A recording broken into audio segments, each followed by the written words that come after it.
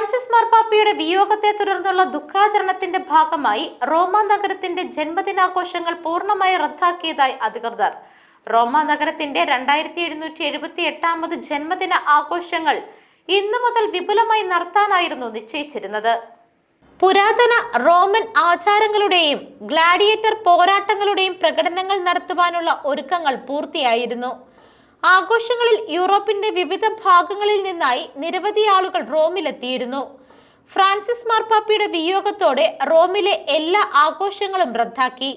മാർപ്പാപ്പയോടുള്ള ആദര സൂചകമായി ഇറ്റലിയിൽ നടക്കാനിരുന്ന എല്ലാ സീരിയ ഫുട്ബോൾ മത്സരങ്ങളും മാറ്റിവെച്ചു. മാർപ്പാപ്പയുടെ നിര്യാണത്തിൽ ഇറ്റാലിയൻ പ്രസിഡന്റ് സെർജിയോ മത്തരെല്ല, പ്രധാനമന്ത്രി ജോർജിയ മെലോണി എന്നിവർ അനുശോചിച്ചു.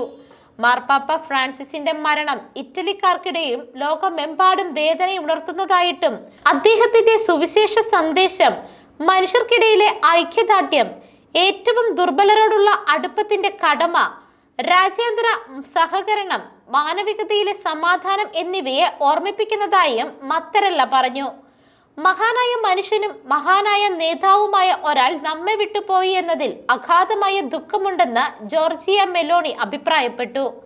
അദ്ദേഹത്തിന്റെ സൗഹൃദവും ഉപദേശവും പഠിപ്പിക്കലുകളും ആസ്വദിക്കാനുള്ള ഭാഗ്യം തനിക്ക് ലഭിച്ചതായിട്ടും പരീക്ഷണങ്ങളുടെയും കഷ്ടപ്പാടുകളുടെയും നിമിഷങ്ങളിൽ പോലും ഒരിക്കലും പരാജയപ്പെടില്ല എന്ന സന്ദേശമാണ് ഫ്രാൻസിസ് മാർപ്പാപ്പ പകർന്നു നൽകിയതെന്നും മെലോണി പറഞ്ഞു.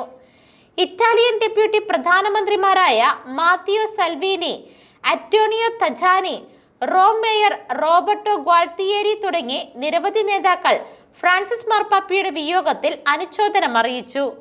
News desk Magnavision.